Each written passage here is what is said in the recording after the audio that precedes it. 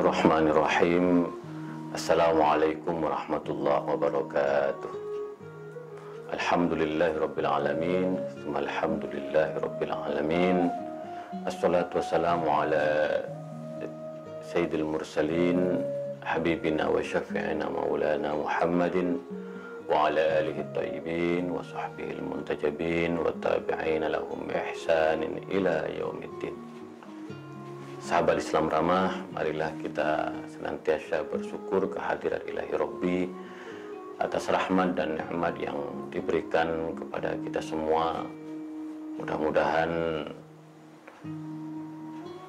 syukur ini akan mengantarkan kita kepada kebahagiaan baik di dunia maupun di akhirat. Kenapa kita harus bersyukur? Karena ini adalah peringatan Allah kepada kita semua.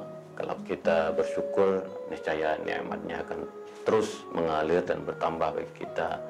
Sebaliknya kalau kita kufur, tidak bersyukur, jadi biasanya orang yang tidak bersyukur disebut dengan kafir. Apapun, walaupun kita yang muslim, kita adalah, kalau tidak bersyukur kita disebut kufur nikmat. Maka mari kita jadikan bulan Ramadan bulan syukur. Kita senantiasa mensyukuri apa yang Allah telah berikan kepada kita semua, dari nikmat kebahagiaan, dari berbagai cobaan yang kita lalui. Dengan syukur insya Allah kita akan menjadikan hidup ini lebih indah. Selawat serta salam marilah kita sampaikan kepada baginda Rasulullah SAW. Mudah-mudahan dengan selawat ini hati kita lebih tenang, karena bagaimanapun selawat adalah obat hati.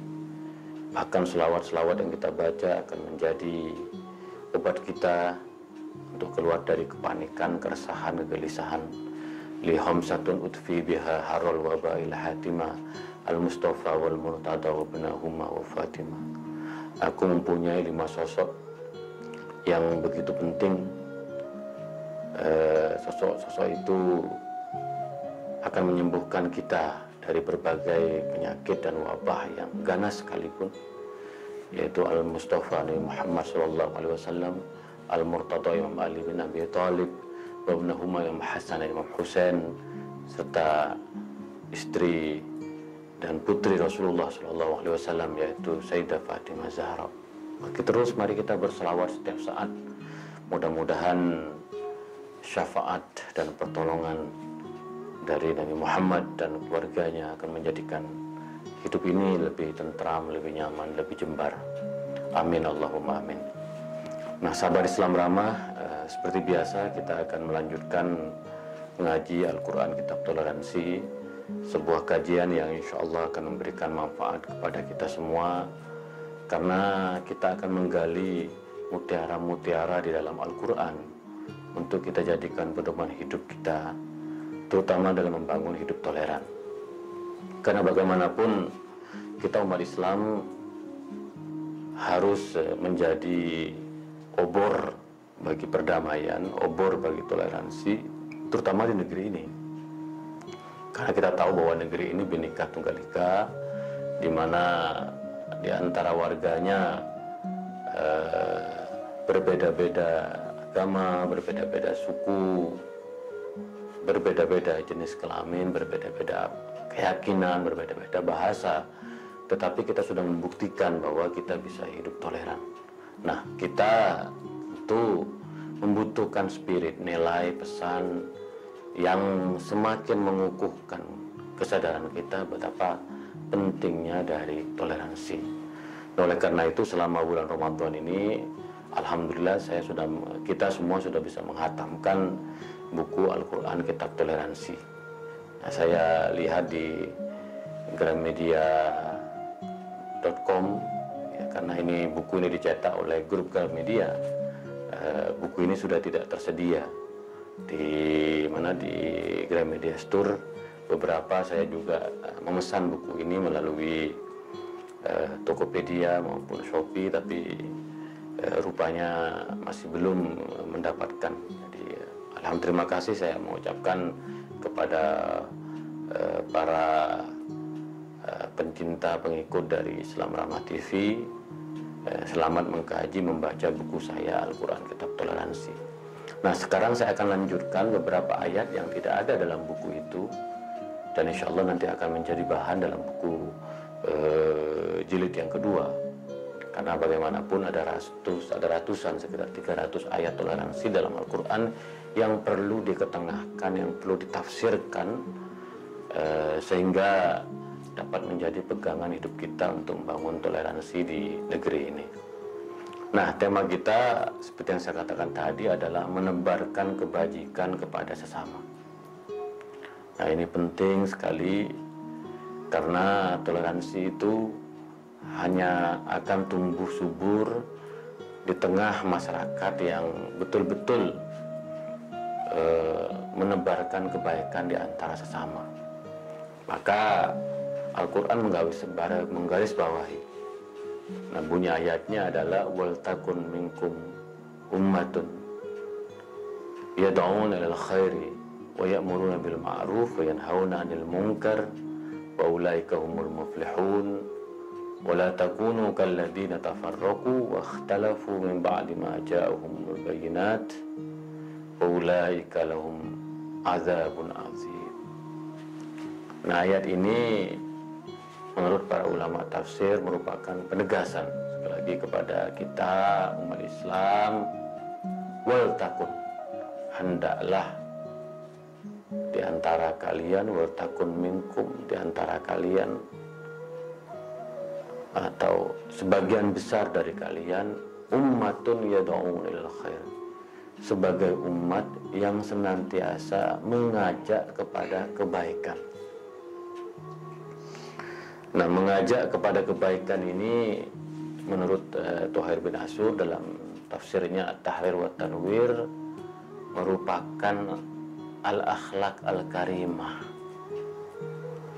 Ketika kita mengajak orang untuk berbuat baik, ini bagian dari akhlak.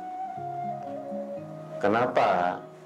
Karena kita perlu kebajikan yang masif, kebajikan yang terstruktur, kebajikan yang menjadi laku dari kehidupan kita.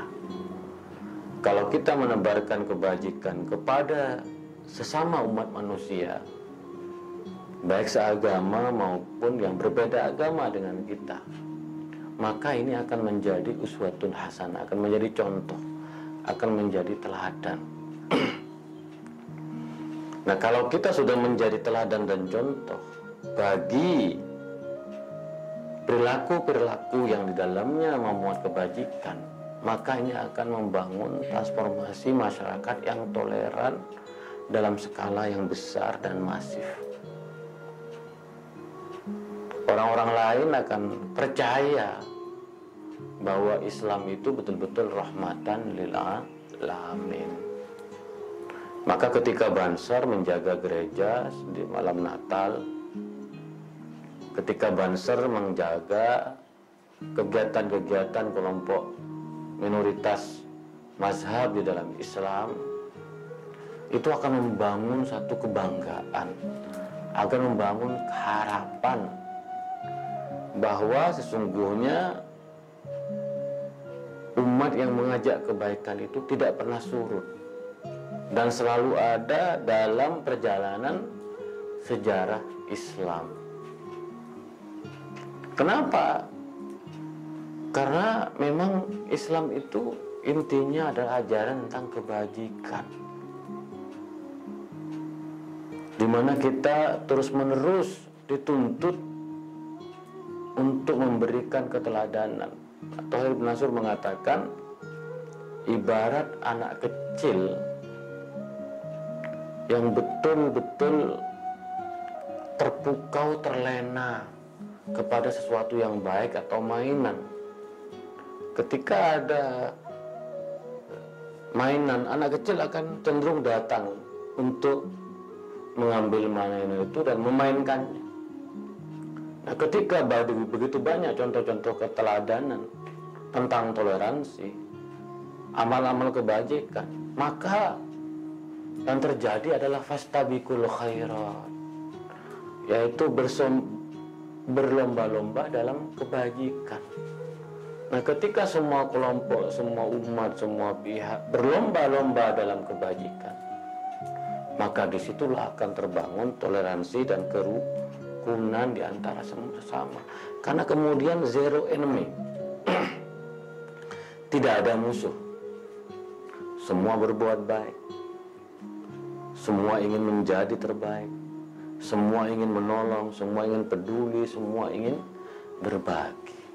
Marilah kita senantiasa mengajak kepada kebaikan. Di ayat selanjutnya disebutkan wa ya'muruna bil ma'ruf. Ini menjadi satu klausul yang penting, karena dalam perjalanan umat Islam di negeri ini selalu menggunakan slogan amar ma'ruf nahi mungkar, wa ya'muruna bil ma'ruf wa yanhauna 'anil munkar. Karena itu amar ma'ruf nahi mungkar itu menjadi satu pesan yang betul-betul melekat pada diri umat Islam. Tetapi sayangnya ada sebagian kelompok yang salah dalam memahami amar ma'ruf nahi mungkar ini. Mari kita lihat kenapa salah. Karena di dalam lisannya mereka mengucapkan amar ma'ruf nahi mungkar, tetapi tindakannya tidak mencerminkan esensi amar ma'ruf nahi mungkar. Amar ma'ruf nahi mungkar bawa pentungan, amar ma'ruf nahi mungkar membawa golok, amar ma'ruf nahi mungkar bawa bom bunuh diri. Ini betul-betul sangat tidak sejalan dengan hakikat esensi dari amar ma'ruf nahi mungkar. Kenapa? Karena di dalam amar ma'ruf nahi mungkar itu ditegaskan oleh para ulama, al-amru bil ma'ruf bi ma'rufin wan nahyu 'anil munkar bi ghairil munkar. Kalau kita ingin menebarkan kebajikan, ingin mengajak orang kepada kebaikan, maka kita harus gunakan cara-cara yang baik. Jangan mencaci, jangan mencela, jangan menghasut, memprovokasi. Nah, ini terjadi di negeri ini. Orang ini katanya amar ma'ruf nahi mungkar, tetapi pesan-pesannya penuh dengan kebencian dan provokasi. Maka kalau kita mengajak amar ma'ruf, nah memang harus mengajak kebaikan dulu, ma'ruf dulu, baru an-nahyu 'anil munkar. Kita berikan contoh dulu bahwa kita sudah melakukan kebaikan, bermusyawarah, berdialog, menyampaikan kata-kata yang menyejukkan, tidak menyinggung perasaan orang lain, tidak melukai, tidak menyakiti. Wa ya'muruna bil ma'ruf, maka kita diajak untuk mengajak, selalu mengajak kepada kebaikan. Ini penegasan dari yad'una ilal khair. Tetapi kita tahu bahwa tidak mudah untuk menebarkan kebajikan, tidak mudah untuk menjadikan hidup ini betul-betul dipenuhi dengan kebajikan. Selalu ada kemungkaran, selalu ada kejahatan. Maka para ulama mengatakan wan nahyu 'anil munkar bi ghairil munkar, bahwa mengajak orang untuk menjauhi kemungkaran dengan tidak menggunakan cara-cara yang mungkar. Nggak bisa mengajak orang menjauhi kemungkaran dengan bawa pentungan, dengan melukai, menyiksa, membakar, bahkan membunuh. Kita tidak ingin ada pembajak di dalam tubuh Islam menggunakan kalimat yang luhur, amar ma'ruf nahi mungkar, tetapi tujuannya sangat berbau dan bernuansa kejahatan. Wa ulaika humul muflihun, maka sungguhnya mereka orang-orang yang beruntung. Kenapa disebut orang-orang yang beruntung? Karena mereka sudah menunaikan tugasnya untuk menjadi obor perdamaian, obor toleransi, obor kebersamaan, obor gotong royong, dan karena itu menjadi obor bagi kemajuan sebuah bangsa, sebuah negara, dan sebuah masyarakat. Maka ayat ini penting sekali menebarkan kebajikan kepada sesama. Kita dituntut wal takun minkum, ini lil wujub, wajib hukumnya kita menebarkan kebaikan, wajib hukumnya kita memperbaiki orang yang melakukan, mengingatkan orang yang melakukan kemungkaran, tapi dengan cara-cara yang tidak mungkar. Amar ma'ruf dan nahi mungkar, tapi tindakannya merusak. Amar ma'ruf nahi mungkar, tapi tindakannya meresahkan dan menakutkan masyarakat. Ini sama sekali tidak dibenarkan. Maka supaya kita menjadi orang-orang yang menang, menjadi pemenang, wa ulaikumul muflihun, maka kita betul-betul memperbaiki niat kita untuk selalu menebarkan kebajikan ini. Wala takunu kalladina tafarraqu. Ini pesan yang selanjutnya, dan jangan jadilah seperti orang-orang yang berpecah belah.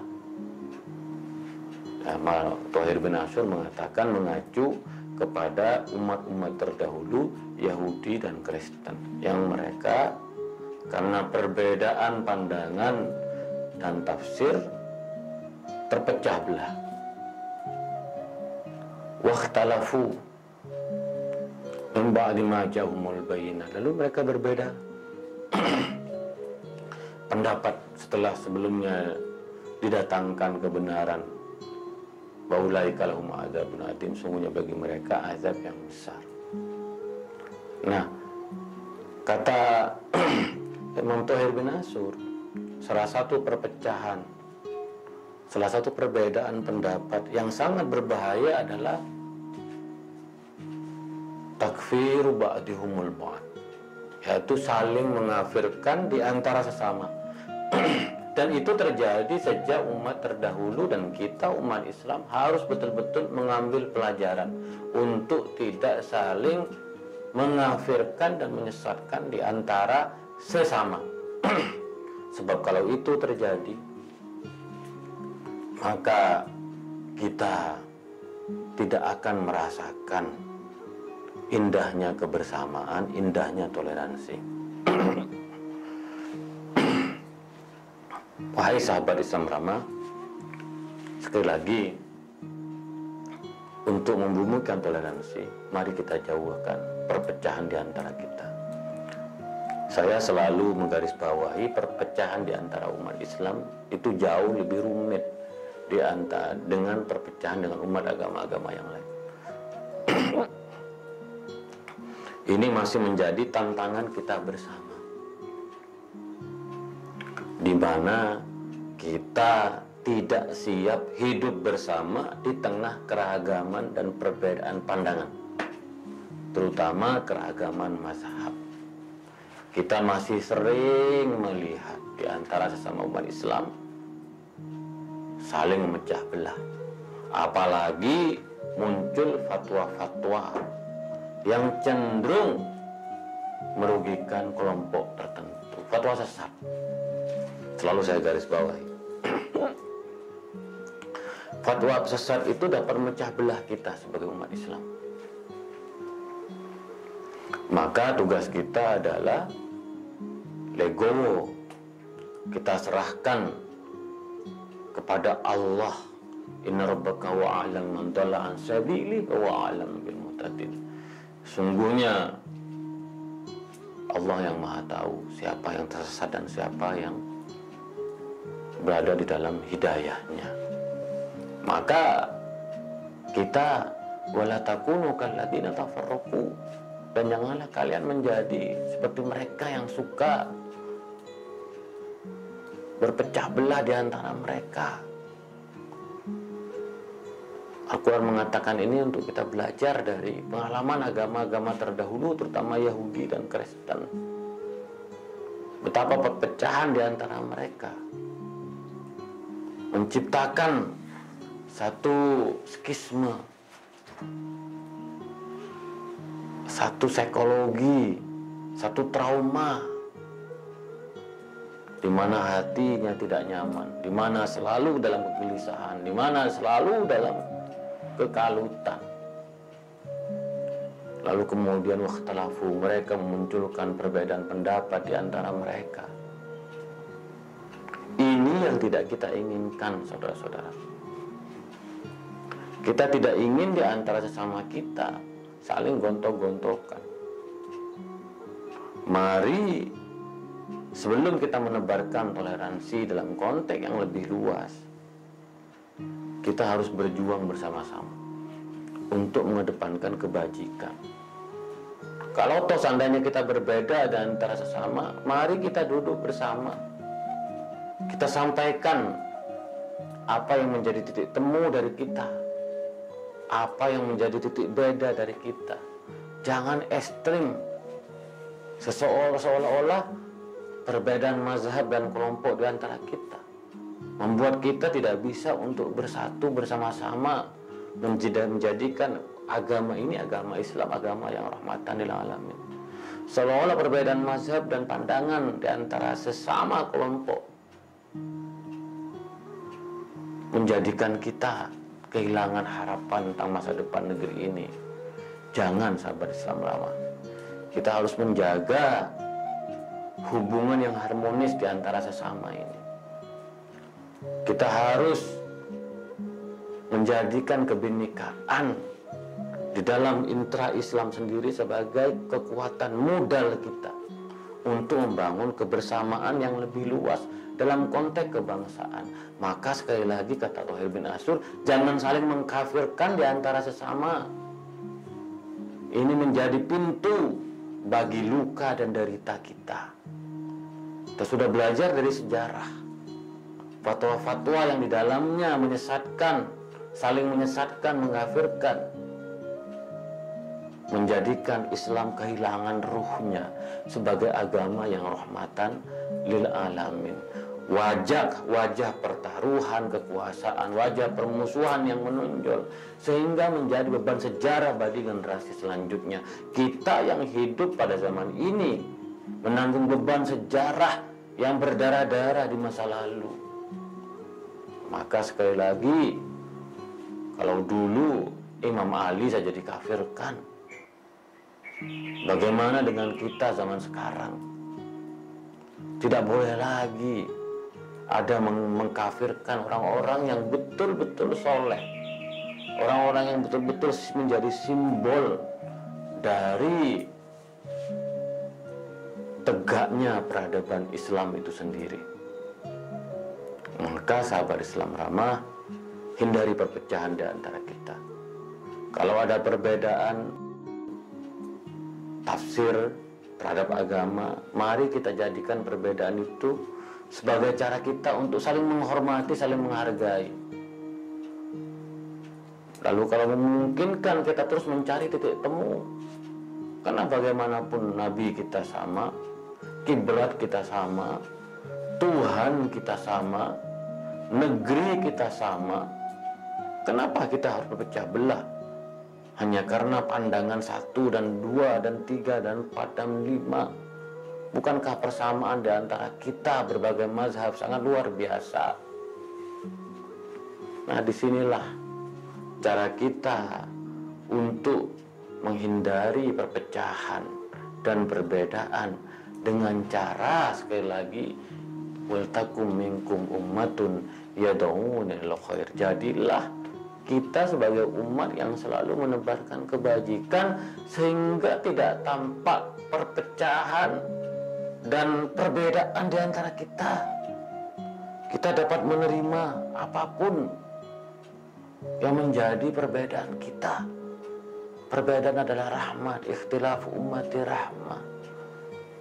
Allah sudah menjadikan kita berbeda-beda, dan perbedaan kita ini tidak akan menjadi ancaman kepada pihak-pihak yang betul-betul berbeda dengan kita. Justru akan memperkaya kita dengan amal-amal yang baik, sehingga hati kita berjumpa, sehingga kita menjadi bersahabat, bersaudara di antara sesama kita. Maka sekali lagi, Jika ada para ulama yang menonton kajian ini, tolong hentikan fatwa-fatwa sesat. Hentikan fatwa-fatwa yang mengkafirkan. Wala takunu kalladzina tafarraqu wakhtalafu. Mari kita hormati pandangan pihak lain di dalam rumah kaum muslimin ini. Mari kita hargai perbedaan agama, perbedaan suku di antara kita. Janganlah kita jadikan perbedaan kita sebagai alasan untuk memecah belah di antara kita. Kita harus bersatu, kita harus bersaudara dengan cara menebarkan kebajikan di antara sesama. Nah, sahabat Islam ramah, sekali lagi Al-Quran menjadi sumber kekuatan moral kita. Al-Quran yang akan menjadikan jiwa-jiwa kita ini bergairah. Jiwa-jiwa kita ini selalu mencari kebaikan. Karena bagaimanapun kita menginginkan agar kebaikan-kebaikan ini menjadi cara kita untuk selalu hidup toleran, untuk selalu menjadi harmonis dan rukun. Kalau semuanya berbuat baik, terutama di tengah pandemi COVID-19 ini, kita melihat semua kelompok berlomba-lomba dalam kebajikan. Ini menjadi modal kita untuk menjauhi perpecahan, perbedaan yang menyebabkan kita bermusuhan. Sahabat Islam ramah, terus terang saja kita sudah lelah dengan perpecahan dan perbedaan ini. Mari kita sebagai sebuah bangsa bersatu. Mari kita sebagai umat agama-agama berlomba-lomba dalam kebajikan. Kita membutuhkan toleransi, sahabat Islam ramah. Kita membutuhkan kebersamaan, kolaborasi, dan gotong royong untuk kebaikan negeri ini, untuk kebaikan agama kita, untuk kebaikan agama-agama yang lain. Sekali lagi, laqad kana lakum fi Rasulillahi uswatun hasanah. Sungguhnya pada diri kalian terdapat teladan yang baik, yaitu Rasulullah Shallallahu Alaihi Wasallam. Rasulullah hidupnya menebarkan kebajikan, memberikan banyak sekali contoh-contoh supaya kita mengedepankan kemaslahatan, sehingga kita bisa hidup dengan nyaman, dengan tenang, dan kita jadikan dunia sebagai surga. Sahabat Islam ramah, itulah kira-kira ngaji Al-Quran Kitab Toleransi pada kesempatan kali ini. Kita akan lanjutkan pada esok hari, kurang lebihnya mohon maaf. Mudah-mudahan Al-Quran selalu menjadi cahaya dan petunjuk bagi kita, penerang bagi kehidupan kita. Kalau seandainya kita betul-betul mengaji Al-Quran, membaca Al-Quran, insya Allah kita akan mempunyai kekuatan moral. Sungguh-sungguh insya Allah kita akan mempunyai harapan yang besar di masa yang akan datang. Itulah kira-kira dari saya. Wa ma taufiqi illa billah, alaihi tawakkaltu ilaihi unib, wallahu muwaffiq ila aqwamit thoriq. Assalamualaikum warahmatullahi wabarakatuh.